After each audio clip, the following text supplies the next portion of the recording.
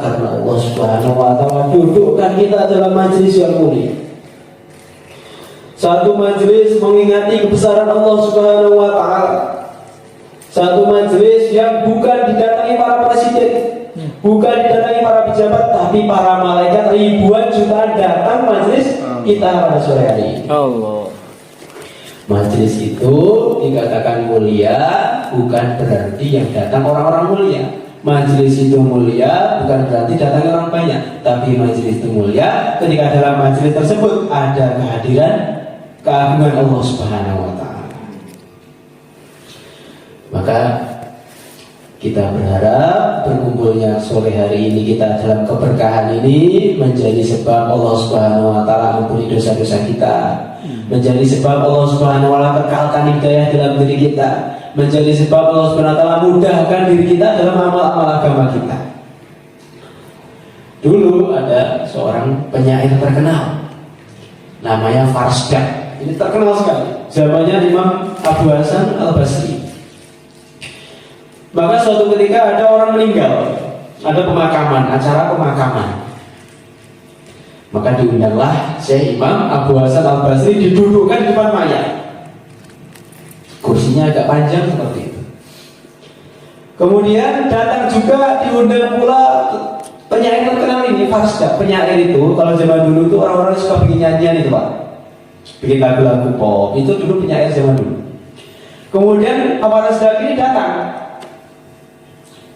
didudukkan di samping Imam Abu Hasan Al-Basri.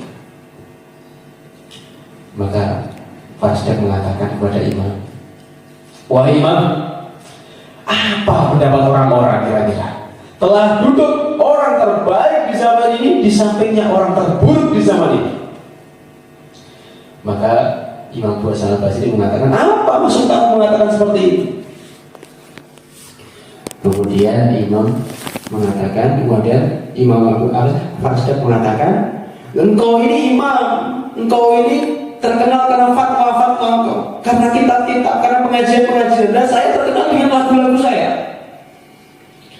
Maka Imam Abu Hasan Al-Basri mengatakan dengan marah, kita itu kalau di depan mayat jangan punya pikiran mana baik mana buruk. Pikirkan kalau kamu sudah jadi mayat apa persiapan kamu. Kata Imam, itu nasihat dari Imam Abu Hasan Al-Basri. Kemudian dijawab sama Farsdak, "Lah saya ini seorang penyair, apa amalan saya? Saya ya nggak punya amalan lain yang saya handalkan nanti ya 5 tasyahud 5 waktu itu, sholat 5 waktu itu, nggak ada yang lain. Ketika sholat, saya menyaksikan kebesaran Allah Subhanahu wa Ta'ala dalam sholat saya." Maka singkat cerita, sebulan setelah pertemuan itu ternyata Farsdak ini meninggal dunia. Maka setelah meninggal dunia, ada orang bertemu dengan Farsdak dalam mimpi. "Wahai Farsdak, bagaimana kabarmu? Itu fans kamu itu merindukan kamu itu. Lagu-lagu kamu selalu dikenang sama mereka." Maka Farsdak mengatakan, "Alhamdulillah, dosa-dosa saya diampuni oleh Allah Subhanahu wa Ta'ala." Maka orang tadi kaget, "Kamu ini penyair, lagu-lagu kamu loh melalaikan orang sama Allah. Nah, kok dosa-dosa kamu diampuni, bagaimana ceritanya?" "Oh, kamu nggak tahu. Sebulan sebelum saya meninggal, saya duduk di samping Imam Abu Hasan Al-Basri. Saya tidak menyangka duduknya saya dengan imam ini ternyata duduk yang berkah, duduk yang penuh dengan keberkahan. Ya kok bisa?" Waktu itu imam itu bertanya kepada saya, "Apa yang kamu andalkan kalau kamu sudah jadi mayit?" Saya nggak punya apa-apa. Dalam hati saya itu saya semangat sekali mengatakan saya bangga dengan sholat 5 waktu saya. Ternyata anggapan itu diterima oleh Allah Subhanahu wa Ta'ala. Dosa-dosanya diampuni oleh Allah Subhanahu wa Ta'ala. Maka di sini pelajaran luar biasa sekali. Pertemuan-pertemuan yang berkah, pertemuan-pertemuan yang distudi bicarakan kebesaran Allah, ini pertemuan yang berkah. Maka kita hadir di majelis ini harus dengan kesemangatan. Kita hadir di majelis ini harus dengan hati yang bergembira. Kalau kita mengamalkan agama dengan kegembiraan, Allah akan tambah lagi. Tapi kalau kita mengamalkan agama dengan rasa Allah, agama ini biasa. Tapi begitu dapat mobil nikmatnya, masya Allah, hatinya itu senang sekali. Ini perlu kita cek hati kita tuh sebenarnya Ya Allah. sakitnya itu apa gitu. Betul ya Allah. Maka hadirin belakang Allah Subhanahu wa taala, kita berharap perkumpulan sore hari ini menjadi sebab hidayah untuk kita, menjadi sebab hidayah keluarga kita, keseluruhan kita, anak kita. Insyaallah hadirin. Bagi orang seperti kita yang penuh dengan dosa, kita ini tidak ada harapan lain kecuali sebelum mati nanti dosa kita itu diampuni oleh Allah Subhanahu wa taala. Suatu ketika anaknya Sayyidina Umar, Abdullah bin Umar, duduk dengan sahabat-sahabatnya, memikirkan sebuah khalaqah lingkaran seperti ini. Kemudian dari ujung ke ujung menyebutkan cita-citanya masing-masing. Dimulai dari temannya samping. Saya nanti kalau besar pengen jadi khalifah, pemimpin negara. Saya akan memimpin negara dengan baik. Berlanjut ke sampingnya lagi. Saya pengen jadi pemanah yang luar biasa. Hari-hari saya akan panah. Target saya nanti kalau sudah besar, saya ambil 3 anak panah, saya lempar kena musuh semua. Sampingnya lagi, saya pengen jadi pejuang yang luar biasa. Sampingnya terus muter sampai gilirannya Sayyidina Abdullah bin Umar. Maka orang-orang diam mendengarkan apa kira-kira cita-citanya anaknya Amirul Mukminin. Apa cita-citanya ini? Maka Sayyidina Abdullah bin Umar mengatakan, saya tidak punya cita-cita lain selain sebelum mati dosa saya diampuni oleh Allah SWT semuanya. Cita-cita yang masih kecil tapi sudah punya anggapan takut sekali mati membawa dosa. Maka hadirin melakukan Allah Subhanahu wa taala, bagaimana amalan-amalan yang sifatnya ini yang filun dulu mengampuni dosa ini kita perbanyak lagi. Berkumpul dengan teman-teman kita, membicarakan kebesaran Allah Subhanahu wa taala, terus kita ulang-ulang lagi sampai harapan kita, harapan besar kita, dosa-dosa kita diampuni oleh Allah Subhanahu wa taala. Insyaallah hadirin. Hadirin melakukan Allah Subhanahu wa taala, berkumpulnya kita di sore hari ini tidak lain dan tidak bukan adalah bagaimana kita betul-betul masukkan dalam hati kita bahwasanya kita ini hidup di dunia bukan karena keinginan kita, bukan karena inginnya manusia, bukan, tetapi inginnya yang menciptakan manusia. Siapa? Allah. Kemudian Allah Subhanahu wa taala menjadikan kita ini sementara saja. Dunia ini apa? Sementara saja. Kenapa sementara? Karena memang manusia diciptakan bukan untuk dunia. Inna dunya khuliqa lakum wa antum khuliqtum lil akhirah. Kita diciptakan bukan untuk dunia, akan tapi kita diciptakan untuk akhirat yang sifatnya selama-lamanya, tidak ada titiknya, selama-lamanya. Kalau neraka ya neraka selamanya, kalau surga ya surga selamanya. Terus kita ingat lagi, dunia bukan tempat tinggal kita, tetapi hanya tempat yang akan kita tinggalkan. Maka kalau kita memahami 100 tahun yang lalu kita belum ada di sini, 100 tahun ke depan kita sudah tidak ada di sini. Berarti dunia itu sementara sekali. Umur manusianya 60-70 tahun saja, sementara. Maka orang yang baik gak bisa lama di dunia, orang yang jahat juga tidak bisa lama di dunia. Orang yang sakit tidak bisa lama di dunia, orang yang sehat pun tidak bisa lama di dunia. Dunia ini sementara, 60-70 tahun saja. Nabi bersabda, umri ummati antara 60, umurnya umatku itu antara 60-70 tahun saja. Kalau lebih itu imbalan dari Allah. Tetapi hadirin mulakan Allah Subhanahu wa taala, 60-70 tahun ini mempengaruhi bagaimana kehidupan kita ketika kita di akhirat nanti. Maka hadirin mulakan Allah Subhanahu wa taala, terus kita masukkan keyakinan dalam hati kita. Kita itu di dunia hanya sementara. Hanya sementara. Kata-kata sementara ini sudah terlewat 40 tahun, sudah ada yang 20 tahun, sudah ada yang 30 tahun, hanya tinggal menunggu jenjangnya saja. Tapi hadirin mulakan Allah Subhanahu wa taala, 60-70 tahun ini Allah Subhanahu wa taala jadikan sebagai ujian. Ujiannya tentang bagaimana? Ujiannya adalah tentang masalah agama. Kalau orang mau mengamalkan agama dalam kehidupannya, Nanti hidupnya akan penuh keberkahan. Setelah keberkahan mendapatkan ridho Allah, mati masuk surganya Allah Subhanahu wa taala. Semoga termasuk kita semua. Amin. Kemudian kalau orang itu gagal dalam agama, nanti hidupnya akan dibuat sempit. Hidupnya akan dibuat sempit. Allah sudah menegaskan dalam Al-Quran, "Man 'amila shalihan min dzakarin aw unsa wa huwa mu'min falanuhyiyannakum hayatan thayyibah." Kalau mau amal soleh, siapa saja, perempuan, laki-laki, dan dia adalah orang beriman, Allah akan berikan kehidupan yang tentram dan matinya. Tentram itu Pak Bu, bukan berarti dibanyakkan duitnya, diluaskan rumahnya, tidak. Tentram itu Allah Subhanahu wa taala akan masukkan dalam hatinya rasa syukur terhadap Allah, terhadap perkara yang Allah berikan kepada dia. Orang yang paling bahagia di dunia itu bukan orang yang paling kaya, bukan orang yang paling ganteng, tidak.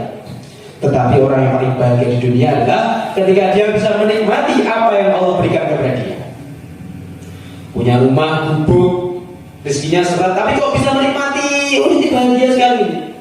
Tapi punya rumah tingkat 2, dalam hatinya terbesit pengen punya rumah tingkat 3, nanti pulang ke rumah itu sumpah terus. Maka sebenarnya hidup kita itu hanya yang buat sulit itu bukan apa-apa, hanya keinginan kita sendiri. Kalau dunia perlombaan lawan kita ya diri kita sendiri. Keinginan terlalu banyak, nafsunya terlalu dituruti, terus akhirnya apa? Akhirnya lupa ternyata tujuannya akhirat.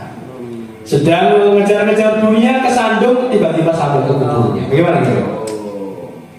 Maka dimulakan Allah Subhanahu wa taala, terus kita ingat-ingat lagi, kunci bahagia kita itu hanya amal agama.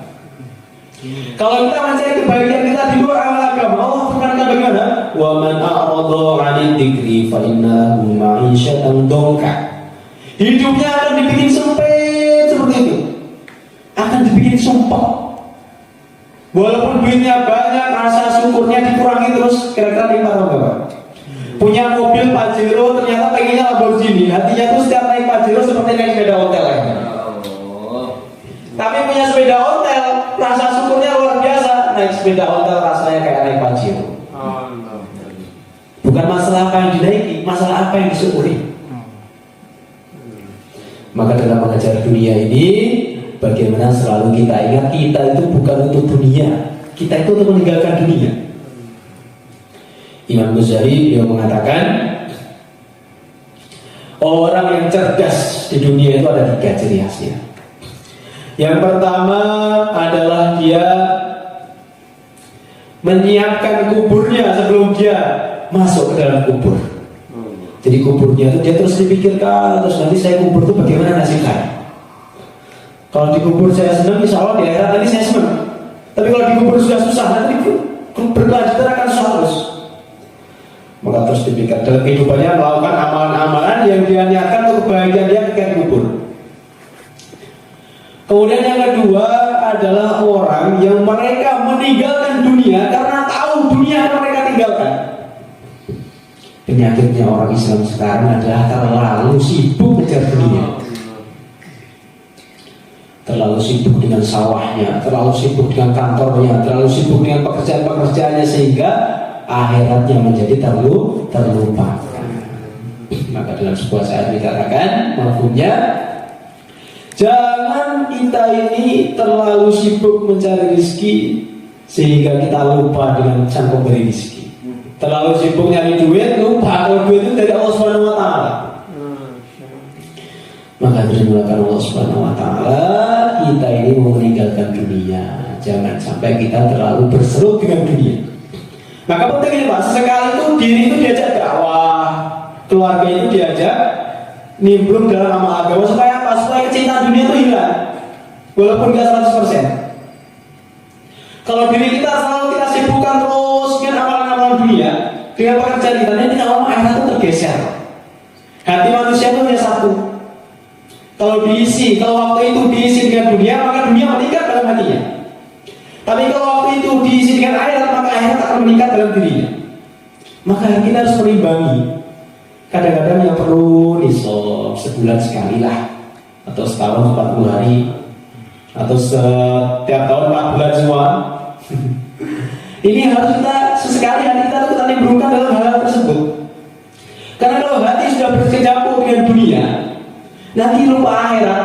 Terlalu sibuk mengejar dunia, dan dunia dikejar lari terus, nggak akan dapat. Imam Ghazali dia mengatakan, orang itu kalau mengejar dunia, musibahnya minimal ada dua. Yang pertama, kalau dia tidak dapat dunianya, kehidupannya akan sumpel terus sampai mati. Pengennya mobil Pajero, ternyata rezekinya mobil Avanza. Naik mobil Avanza akan sumpel terus sampai mati. Itu kalau dia nggak dapat dunianya. Musibah pertama. Musibah yang kedua, kalau dia tidak mendapatkan dunianya, apa ujungnya? Kalau dia mendapatkan dunianya, apa ujungnya? Dunia itu gak akan sesuai dengan ekspektasi dia. Oh, ternyata Pajero itu rasanya seperti ini aja. Oh, rasanya seperti ini. Nikmatnya hanya akan gak akan tahan lama. Itu orang yang terlalu sibuk dengan dunia. Maka contoh nyatanya Bani Israel. Bani Israel itu adalah satu kaum yang nikmat yang diberikan kepada mereka itu tidak pernah diberikan kepada kaum-kaum setelahnya. Wa dhalalna 'alaikumul ghamama wa anzalna 'alaikumul manna wassalwa. Makanya mereka manna wassalwa, makanan ahli surga. Karena mereka mengejar dunia, akhirnya apa? Mereka mengatakan apa? Wa idh qultum ya Musa lan nasbiru 'ala ta'amin wahidin fad'u lana rabbaka yukhrij lana mimma tubitul ardu min baqiyah. Sudah dikasih daging, minumnya madu, ternyata mintanya apa? Ditumbuh-tumbuhan sendiri. Itu manusia itu kalau nafsunya dituruti gak akan ada titiknya. Maka supaya ini tidak terjadi, sesekali diri kita harus kita alurkan mengejar akhirat kita. Sesekali sehari full pikirkan akhirat, sesekali 3 hari full pikirkan akhirat terus. Dan virus seperti ini yang sudah menular, bahayanya adalah ketika sudah masuk roh, masih berpikiran dunianya. Maka dalam dakwah ini kita usahakan betul, pikir-pikir dunia ini kita hilangkan betul. Supaya apa? Allah terus tujuani hati kita dengan akhirat kita. Akhirat kita, bangun akhirat terus. Kalau hati sudah tawajuh dengan akhirat, insya Allah Allah akan mudahkan langkah-langkah kita. Kalau sudah tawajuh dengan amal agama, insya Allah dunia itu akan mengejar kita. Maka bagaimana dalam kehidupan ini, sebisa mungkin, sekuat mungkin kita lupakan dunia, ingat akhirat. Insya Allah hadirin. Insya Allah. Menghadirin Allah Subhanahu Wa Taala. Saya belum menikah. Jadi kalau membicarakan tentang masalah keluarga ini, saya tidak bisa begitu jauh. Tapi sedikit yang saya bisa katakan, saya pernah kemarin nih saya telepon umi saya. Ini besok saya mau pengen Mas Turoh. Dan saya belum menikah, bagaimana apa yang mau saya sampaikan? Maka umi saya berpesan, besok kamu sampaikan itu. Bagaimana ibu-ibu itu juga penting sekali diajak dalam masalah membangun agama. Ibu-ibu itu penting dalam memperjuangkan agama. Agama itu tidak mungkin rata kalau ibu-ibu itu tidak diajak dalam perjuangan agama. Agama tidak akan merata, agama tidak akan sebisa jatuh kepada posisi yang tepat kalau ibu-ibu ini tidak diajak dalam majelis-majelis agama. Maka ibu-ibu itu penting sekali menimbulkan dirinya dalam masalah-masalah agama. Dalam kata tasawuf itu dikatakan, seorang wanita itu ketika tidak disibukkan dengan agama, dia akan sibuk dengan hal-hal yang tujuannya masukkan dia ke dalam neraka. Ketika kita tidak ajarkan obrolannya menuju akhirat, dia akan obrolannya akan menuju macam-macam, gibah, fitnah, ada gosip sana, gosip sini. Itu dulu utangnya gak dibayar, luas macam-macam. Betul. Ya. Maka penting sekali ibu-ibu ini nimbrung dalam majelis agama, dan ini akan menjadi pengaruh dengan suaminya. Suaminya mau 40 hari ditarik bajunya. Ngapain sih 40 hari? Faedahnya apa? Meninggalkan istri dosa. Ada dalil lagi. Macam dalil dikeluarkan karena istrinya tidak pernah diajak masturah, tidak paham dengan dakwah, akhirnya menentang dakwah. Maka penting sekali ibu-ibu itu nimbrung dalam majelis agama. Kemudian pesan umi saya juga, bagaimana umi-umi ibu-ibu rumah-rumah itu menjadi abidah, ahli-ahli dalam agama, dalam ibadah. Maka amalan-amalan rumah seorang wanita itu Masya Allah, kata para ulama, wanita itu kalau soleh mengalahkan 70 wali. Tapi kalau sudah toleh, maka menjadi nenek lampir. Nenek lampir itu gak ada istilah kakek lampir, itu gak ada. Ada yang nenek lampir, karena apa? Karena wanita itu kalau sudah rusak, Masya Allah, rusaknya luar biasa. Maka istilah kakek lampir gak ada nenek lampir.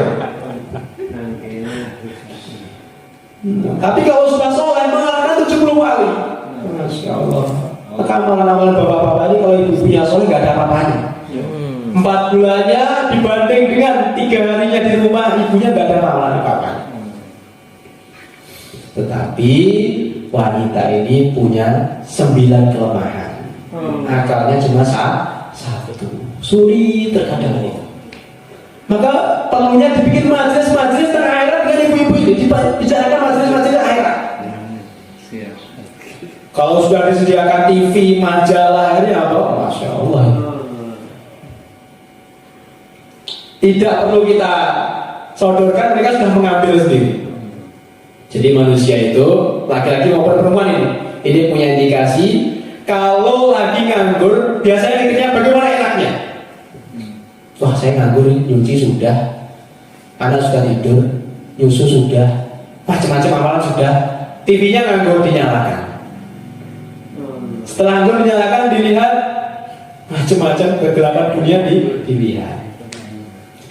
Maka bagaimana kita di dalam keluarga itu saling sama-sama membangun masalah agama. Soalnya ini ibu-ibunya mengajak, menyemangati bapaknya dalam dakwah, bapak-bapaknya mengajak ibu-ibunya dalam dakwah, saling mengajak satu sama lain. Karena apa? Nanti di ayat ada cerita. Ada cerita. Ini dalam Al-Quran disebutkan. Yubassarunahum yawaddul mujrimuna law yaftadi min adabi yawma idin bibani. Nanti di akhirat satu sama lain akan saling memandang. Ibu mandang istrinya, istri mandang suaminya, saling memandang. Bukan saling mencintai, tidak. Karena saling pengen selamat dari azab akhirat. Dulu ini suami saya ini perlu sendiri, dakwah sendiri, sholat sendiri, apa-apa sendiri.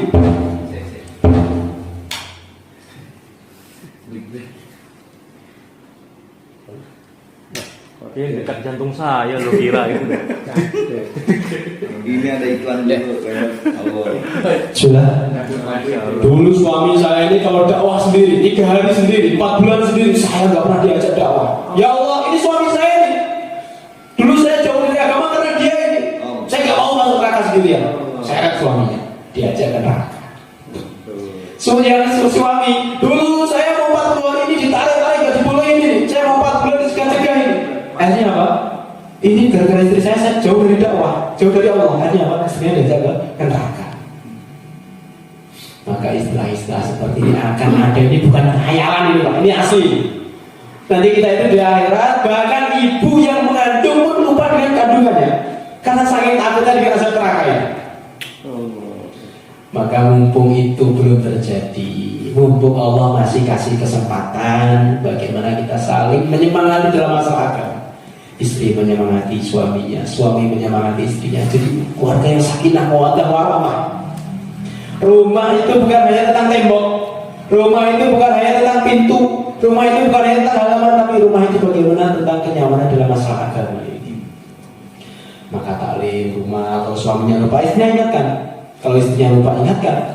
Saling mengajak dalam masalah agama. Kalau istrinya lupa baca Al-Quran, diingatkan.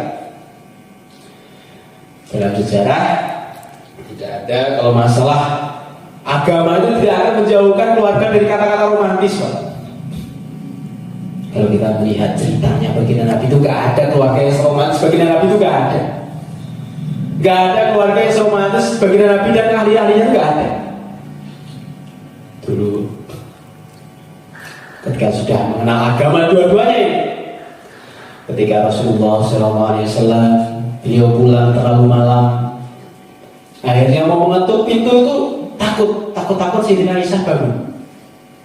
Ternyata di balik pintu ada Sayyidina Aisyah yang menunggu sampai ketiduran. Akhirnya dua-duanya tidur, beliau-beliaunya tidur, nyandar ke pintu saking romantisnya, saking tidak mau mengganggu hatinya. Yang Sayyidina Aisyah menunggu, yang Rasulullah takut membangunkan sampai pagi. Kalau kita bagaimana? Tendang pintunya nggak dibuka. Kalau istrinya ditendang, istrinya marah lagi, akhirnya debat lagi. Maka hal seperti itu kita geser dengan pengenalan terhadap agama ini. Hiasan seorang manusia ini agama. Hiasan seorang manusia ini agama. Ketika seorang istri dihiasi dengan agama, nanti dia akan mudah dalam menanggapi suaminya. Ketika seorang suami dihiasi dengan agama, nanti suaminya akan mudah dalam menanggapi istrinya. Walaupun saya belum menikah, insya Allah itu benar, insya Allah. Insya Allah tahun ini nikah. Kemudian nanti dilakukan Allah Subhanahu Wa Taala, mungkin masalah keluarga cukup. Ini termasuk basic saya sering mengisi seminar-seminar masalah pentingnya kita ini mengusahakan putra-putri kita itu menjadi anak-anak yang soleh. Saya ada seorang ulama beliau mengatakan wajib bagi seorang wali, bapak ibu punya rencana, niat, kesemangatan dalam mensolehkan anak-anak. Dalilnya mana? Rasulullah mengajukan siapkan cemeti, pecut untuk anak-anak yang meninggalkan sholat. Ini maknanya apa? Tegas sekali. Kalau masalah sholat saja ini tegas sekali Rasulullah. Maka dia menunjukkan seorang anak ini penting sekali diajar ilmu dalam masalah agama. Anak ini Pak, Bu, anak ini dalam riwayat seorang ulama mengatakan anak ini bisa mendorong orang tuanya menuju surga, tapi bisa menarik orang tuanya masuk dalam neraka. Anak mendorong ke surga ini bagaimana?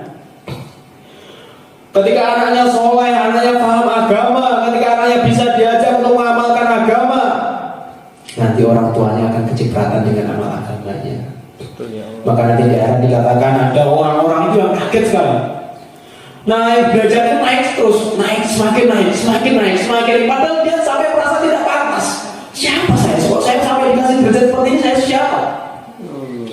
Ternyata anaknya mendorong dari bawah. Anaknya sholat tahajud, naik lagi. Anaknya hafal Al-Quran, naik lagi. Anaknya naik terus. Maka ada di dalam riwayat Syaikhul dia mengatakan ada seorang disiksa dalam kuburnya habis-habisan, disiksa, dipukul, dipalu, dibakar. Akhirnya Allah katakan, sudah berhenti. Saya malu sekali sudah berhenti. Para malaikat bingung. Apa yang Allah malu ini apa? Saya malu. Orang tuanya disiksa dalam kubur, anaknya di sana membaca Bismillahirrahmanirrahim, membaca Al-Quran, orang tuanya tidak disiksa lagi. Allah. Maka penting sekali bagaimana anak-anak ini kita ajak dalam masalah agama, dikenalkan dengan agama. Kalau dikenalkan dalam agama ini luar biasa nanti malah fitnah ya. Kalau tidak diajak dalam agama ini malah mengajak kepada neraka nanti Masya Allah. Maka penting sekali anak-anak ini dikenalkan dengan agama. Jangan sampai kejadian orang tuanya meninggal, anaknya bingung mau doa apa? Doa apa? Orang tua saya nggak pernah ngajarkan kepada saya doa. Ada lagi yang doa orang tua meninggal didoakan Allahumma barik lana fima razaqtana wa qina adzabannar. Mau makan apa mau doa orang tua? Karena saking apa? Saking jauhnya dia dari amal agama. Anak-anak kita itu sekarang itu sedang krisis sekali dalam masalah agama. Krisis sekali. Dan orang tuanya salah dalam mengasuh anaknya. Bayangkan, anak kita itu sekarang lagi kelaparan. Pak, saya lapar Pak. Ya orang kamu lapar, ini rumah ini. Oh ini rumah, oh jadi rumah. Lapar dikasih rumah. Bilang lagi Pak, saya lapar. Oh nak kamu lapar, ini mobil. Nah kamu lapar, oh ini uang ini. Pokoknya dikasih macam-macam. Anaknya lapar. Begitu juga dengan anak kita.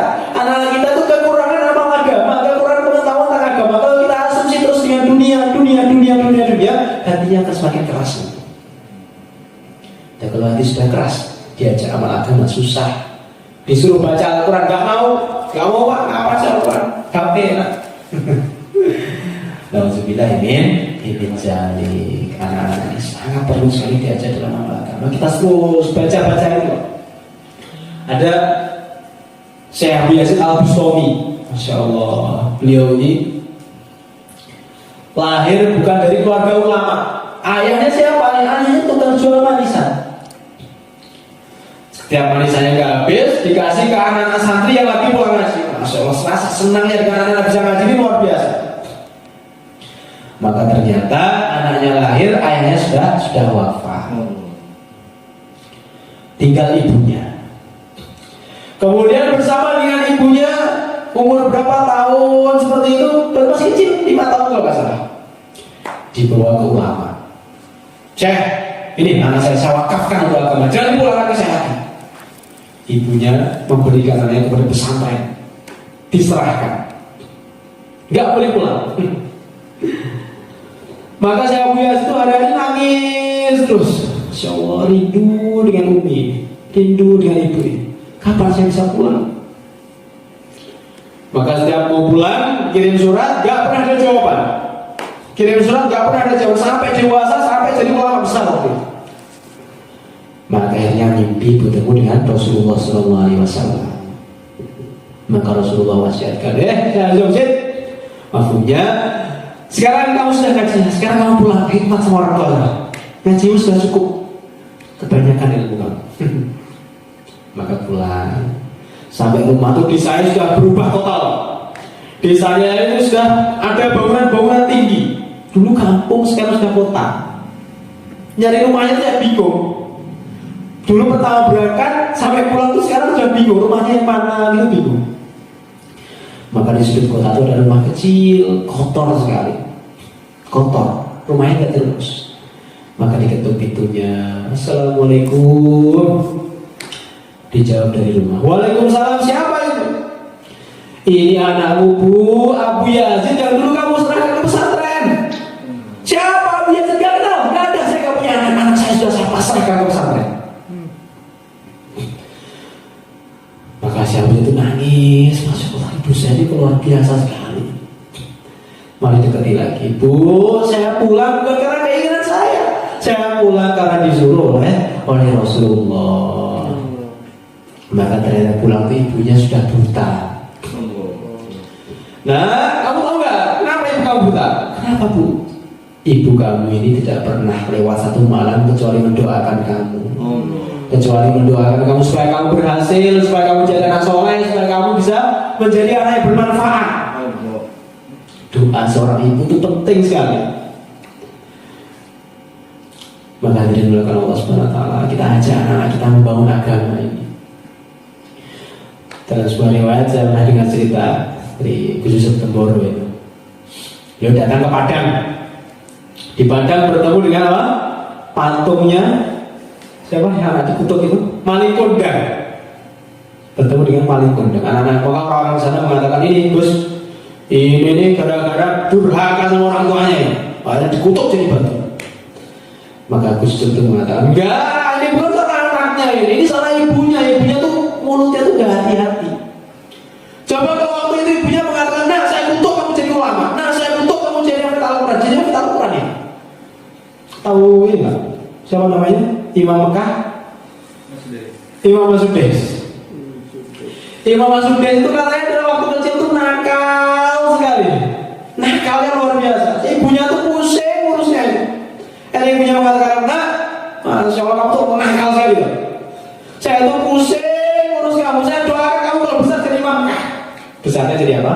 Imam Mekah. Maka anaknya didoakan supaya jadi hafid Al-Quran, soleh-solehah, penerus amal agama ini. Anak itu adalah salah satu jariyah. 3 dari jariyah itu salah satunya anak. Dan jariyah itu ada 2. Jariyah itu kalau nggak pahala ya dosa. Kalau anak kita nggak kita kenalkan dengan agama, dosa kita berhenti, dosa anak-anak kita ternyata berlanjut. Masya Allah. Dosanya ditimbulkan kepada orang tuanya. Orang tuanya sudah dikubur, nambah-nambah dosa lagi. Masya Allah. Maka selain memang di dalam Al-Quran di dalam hadis dikatakan seperti ini.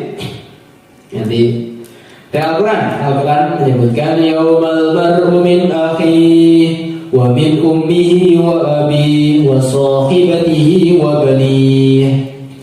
Nanti ada kisah bapak lihat anak lari ketakutan. Anak lihat bapak lari ketakutan. Karena apa? Karena takut dimintai pertanggungjawaban. Dulu anaknya nggak pernah dikenalkan dengan pengajian, akhirnya ketika lihat bapaknya dikejar, pokoknya harus ikut kan neraka. Bisa dibayangkan nggak bagaimana anak yang sudah kita pertaruhkan harapan kita kepada dia, kita besarkan, kita turuti apa kemauannya, kita usahakan keinginannya, ternyata ketika besar apa? Menjerumuskan kita ke dalam neraka. Naudzubillah min dzalik. Berat sekali nanti rasanya.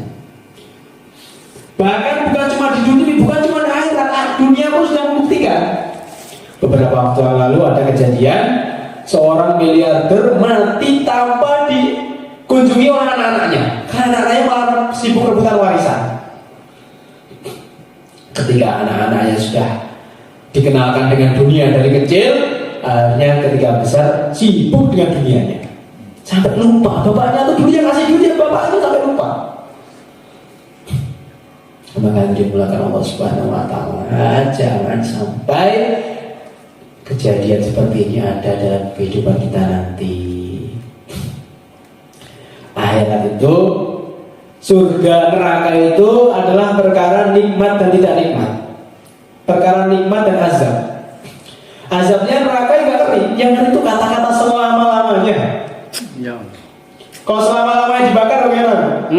Kita gak akan kuat. Kemudian akhirat ini punya satu sikap, malat ainun ra'at wala udhunun sami'at wala khatra fi qalbi bashar. Nikmatnya surga itu tidak pernah terlihat oleh mata, tidak pernah terdengar oleh telinga, tidak pernah terbesit dalam hati kalau itu surga. Kenikmatan surga yang kita bayangkan, surga bukan itu, surga lebih nikmat daripada itu. Semangka surga juga punya satu sikap, semangka yang dimakan hari ini dengan semangka yang dimakan besok, semakin nikmat, semakin nikmat, semakin nikmat, semakin nikmat terus. Tapi hadirin melakukan Allah Subhanahu wa Ta'ala, neraka pun juga punya sikap seperti itu. Malat ainun ra'at, tidak pernah terlihat mata, tidak pernah terdengar oleh telinga, tidak pernah terbesit oleh hati kalau itu siksa neraka. Film yang sekarang ditayangkan itu gak ada apa-apain dengan neraka. Sembelihan hari ini dengan sembelihan besok makin sakit lagi, makin sakit, makin sakit, makin sakit. Maka dalam Al-Quran dikatakan apa? Wasiqal ladzina kafaru rabbahum ila jahannam zumara. Nanti orang-orang yang diseret menuju neraka itu mereka akan ketakutan sekali. Mereka akan dikerangkeng. Awalnya dikerangkeng tangannya, ditarik, dibuka pintu neraka, ketakutan setengah mati, digigit tangannya, putus tangannya. Ketika tangannya sudah putus mau lari, ternyata rantai tadi menggerak kakinya. Sudah menggerak kakinya, digigit kakinya, putus kakinya. Ternyata rantai tersebut menangkap seluruh tubuhnya, ditarik menuju neraka. Neraka itu belum masuk neraka, dibuka pintunya saja sudah berlari-larian orang-orang. Karena saking ngerinya siksa neraka. Kemudian dalam cerita, di dalam suasana yang lain waktu itu, wasiqal ladzina amanu rabbahum ila jannati zumara. Di sampingnya kejadian yang mengerikan, di sampingnya ada kejadian yang sangat membahagiakan. Kejadian apa itu? Orang-orang berbondong masuk surga, mereka bergandeng-gandengan, ayah dengan ibu, suami dengan istrinya, dengan anaknya sama-sama dengan senyum masuk surga. Hatta idza ja'uha abwabuha wa futihat abwabuha.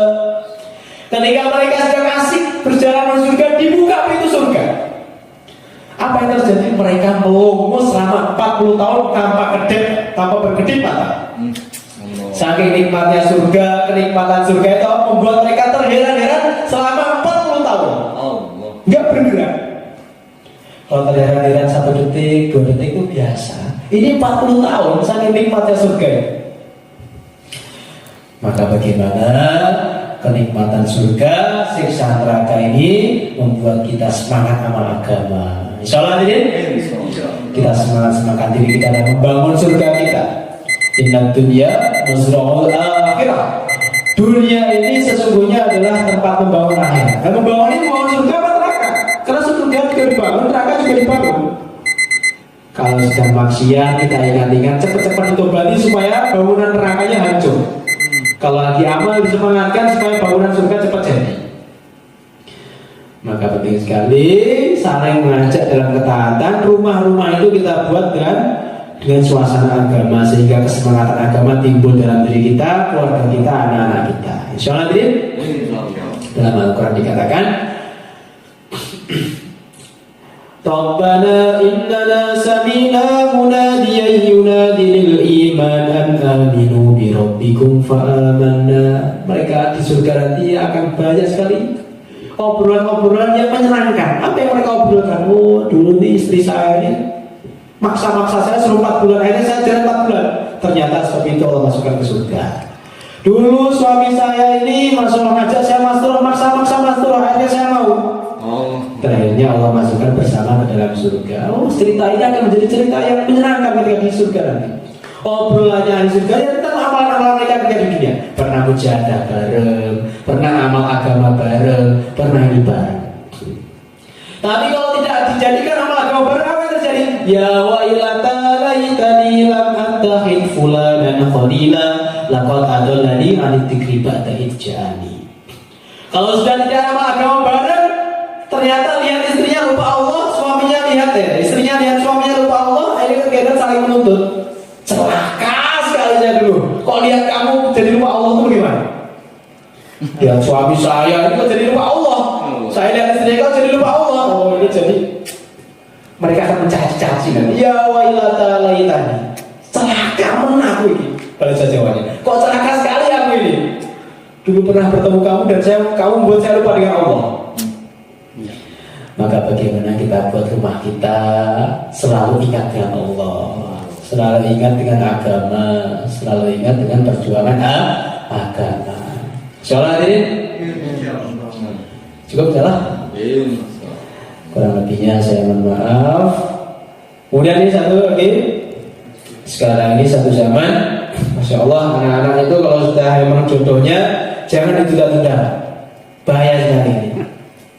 Termasuk satu cara menangkal perzinahan di zaman ini adalah ketika sudah bertemu jodohnya langsung ketemukan.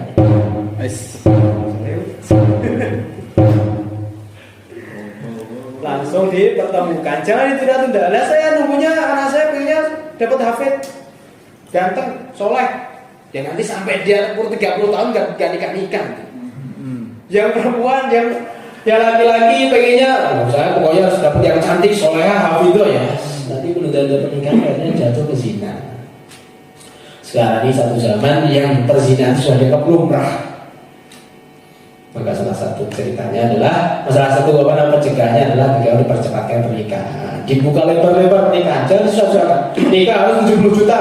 Oh, namanya disuruh zina namanya. Salah ini.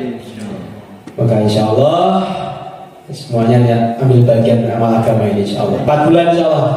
Insya Allah. Kalau Mas Turo biasa masanya berapa? Paling banyak. 15 hari, 2 bulan. Nah, insya Allah diniatkan dari sekarang, ditulis nama-namanya, istrinya membantu suaminya menggerakkan pulpen, nulis nama, ditulis waktu, kesiapan dan niatnya. 2 bulan insya Allah. Insya Allah itu yang bisa sampaikan. Kurang lebihnya saya mohon maaf. Bila taufik wal hidayah wal hidayah. Assalamualaikum warahmatullahi wabarakatuh. Waalaikumsalam. Shalom.